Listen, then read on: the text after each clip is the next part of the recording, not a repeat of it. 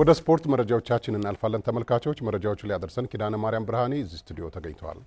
ኪዳነ ማርያም ወደ መረጃዎቹ ማለት ትችላለህ አመሰግናለሁ ሸም ተመልካቾች እንደምንዋላችሁ ከአሚኮ የቀን ስፖርታዊ ዜናዎቻችን ቀጥለው ይቀርባሉ የሀገር ዜናዎችን አስቀድማለሁ አብራችሁን ቆዩ ሲኬድ የቆየው ስድስተኛው መላው ኢትዮጵያ ጨዋታ በዛሬው ዕለት ፍጻሜውን ያገኛል ለ10 ቀናት በጅማ ከተማ አስተናጋጅነት እየተካሄደ ያለው መላው ኢትዮጵያ ጨዋታ የባህል ስፖርቶችን ጨምሮ በ26 የስፖርት አይነቶች ሲኬድ ቆይቷል ከእግር ኳስ ጨዋታ ውድድር በስተቀር የ25 ጨዋታዎችም ተጠናቀዋል ዛሬ ረፋድ በሴቶች እግር ኳስ የፍጻሜ ጨዋታ በኦሮሚያ ክልልና ደቡብ ክልል መካከል ተካሂዷል ኦሮሚያ ክልልም 1-0 በማሸነፍ የወርቅ ሜዳሊያውን ወስዷል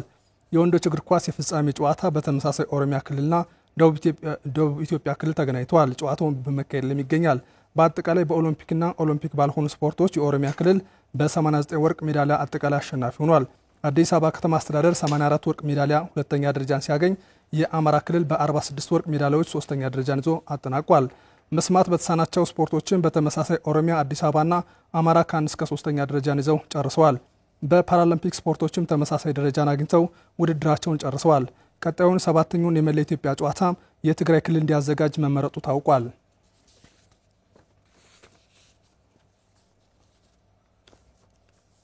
የ2017 የኢትዮጵያ ፕሪሚየር ሊግ ዛሬ በሚደረግ አንድ ጨዋታ ይጠናቀቃል ሻምፒዮኑ ኢትዮጵያ መድን ከወራጁ ሱል ሽረም ይጫወታሉ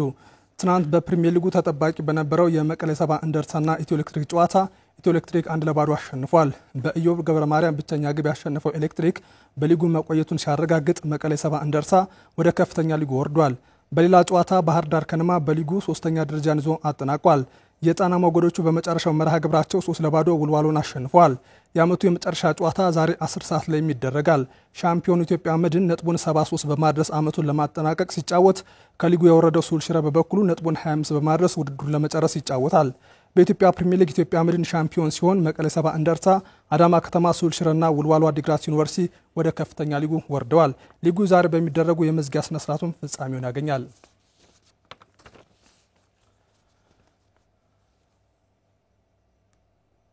ግዕዝ ሶከር አካዳሚ በሀገር ውስጥ የሚገኙ እድሜያቸው ከ17 ዓመት በታች የሆኑ ታዳጊዎች ወደ ውጭ ተጉዘው የሙከራ እድል እንዲያገኙ ለማድረግ በማሰብ የተቋቋመ አካዳሚ ነው በአማራ ክልል በሚገኙ ታዳጊዎችን እድሉን ለማመቻቸትም ባህር ዳር ላይ ቅድመ ዝግጅቱን እያደረገ ነው ተጨማሪ ያለን ግዕዝ ሶከር አካዳሚ ሀገር በቀል የእግር ኳስ አካዳሚ ነው እንደ አካዳሚው መስራች ወይዘሮ ጽጌ ምህረት የገለጻ ግዕዝ ሶከር አካዳሚ በሀገር ውስጥ የሚገኙ ታዳጊዎች ወደ ውጭ ተጉዘው የተሻለ እግር ኳስ የመጫወት እድልና ስልጠናን እንዲያገኙ ማስቻል እሱን ተከትሎም ሀገር ከእግር ኳሱ ተጠቃሚ እንድትሆን ማድረግ ዓላማን አድርጎ ተቋቁሟል ልጆቹን በስፔሻላይዝድ መልኩ አሰልጥናል ኢትዮጵያን ኢምፖርት የምታደርጋቸውን ተጫዋቾች ማስቀረት ነው ሁለተኛ ደግሞ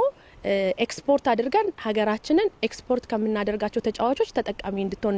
እናደርጋለን አካዳሚው በተለያዩ ክልሎች እድሜያቸው ከ17 ዓመት በታች የሆኑ ታዳጊዎችን ተጠቃሚ ለማድረግ ስራዎችን የጀመረ ሲሆን በአማራ ክልል ባህር ዳር ከተማም ለዚሁ ተግባር የአካዳሚው ልዑክ ቡድን ተገኝቷል በክልሉ ቢያንስ ወደ 300 ፕሮጀክቶች አሉ ከዛ ውስጥ ወደ 4000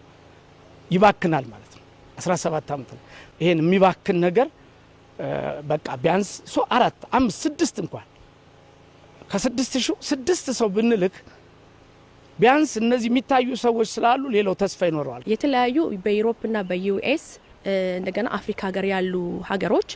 ከኛ ጋር ተጻጽፈው እነዚህ ልጆች ስፔሻላይዝድ ያረጉ ልጆችን ለትራይአውትና ለስኮላርሺፕ ተቀባይነት እንደሚኖረን ተነጋግረናል እሱን እናደርጋለን በእያንዳንዱ ደረጃ ላይ በረኛ ምን መሆን አለበት ቀኝ ስቶፐር ሚድፊልድ ግራ ሚድፊልድ ቀኝ ሚድፊልድ ዊንጎች